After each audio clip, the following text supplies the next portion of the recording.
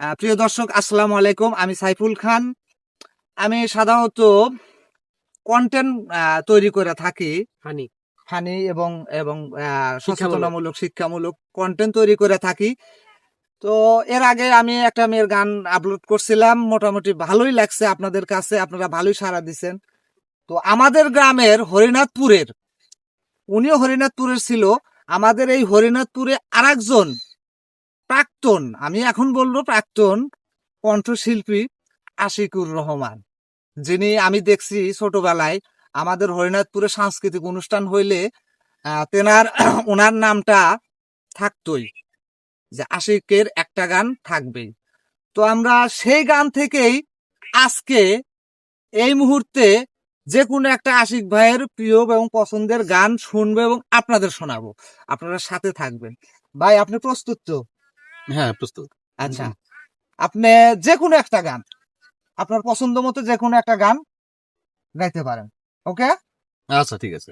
ওকে, তাহলে আমরা শুরু করতে পারি। হ্যাঁ, অবশ্যই। শুধু একবার, শুধু একবার, শুধু একবার বলো ভালোবাসি।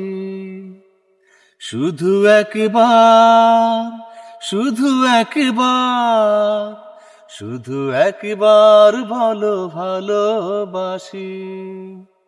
যদি বলো একবার, এ জীবন শতবার, হাসি মুখে পড়ব মরণ ফাঁসি।